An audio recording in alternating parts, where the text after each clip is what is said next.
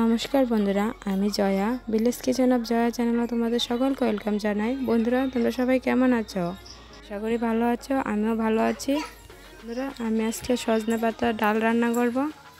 বন্ধুরা, আমি এখানে ডাল নিয়ে নিয়েছি, ডালটাকে এখন ধুয়ে নিচ্ছি।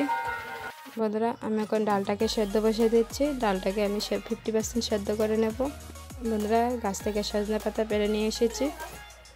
সজনা পাতাগুলিকে আমি এখন ভালো করে ধুয়ে পরিষ্কার করে নেব। দেখো বন্ধুরা, সজনা পাতাগুলি নিয়ে নিয়েছি।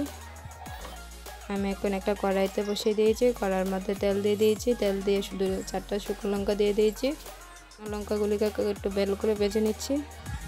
এর মধ্যে রসুন দিয়ে দিচ্ছি। রসুনটা দিয়ে ভালো করে লাল লাল করে ভেজে নেব। বন্ধুরা, রসুনটা ভাজা হয়ে গেছে। এখন আমি এর মধ্যে সজনা পাতাগুলি দিয়ে দেবো।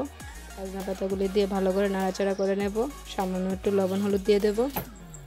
লবণ হলুদ দিয়ে সজনা পাতাটাকে আমি ঢাকা দিয়ে রেখে দেব। চাপা দিয়ে 2 মিনিট সজনা পাতাটাকে একটু ভাজা ভাজা করে নেব। সজনা পাতাটা ভাজা ভাজা করা হয়ে গেছে। আমি এখন এর মধ্যে সেদ্ধ করে রাখা ডালটা দিয়ে দেব। দেখো বন্ধুরা, ডালটা 50% সেদ্ধ হয়ে গেছে। এখন আমি ডালটা দিয়ে ভালো করে নাড়াচাড়া করে নেব। বন্ধুরা, তোমাদের কাছে আমার রেসিপিটা কেমন লেগেছে অবশ্যই কমেন্ট করে যাবে। আর ভালো লাগলে অবশ্যই লাইক কমেন্ট করে পাশে থাকবে, সাথে থাকবে। বন্ধুরা, আমি এর মধ্যে কাঁচামরিচ খালি করে দিয়ে দিয়েছি, দিয়ে ভালো করে নাড়াচাড়া করে দিচ্ছি। বন্ধুরা, এটা বাচ্চারা জন্য খুবই স্বাস্থ্যকর। আমি আমার বাচ্চার জন্য এটা রান্না করেছি। সজনা পাতা দিয়ে ডালটা খুবই ভালো বাচ্চাদের জন্য, তাই আমি এর মধ্যে আর কোনো মশলা ইউজ করিনি। নর্মালি এটা রান্না করেছি, এটা বাচ্চার জন্য। তো চাইলে বাচ্চাদেরকে এরকম করে রান্না করে খাওয়াতে পারো। ভালো লাগলে অবশ্যই পাশে থাকো, সাথে থেকো।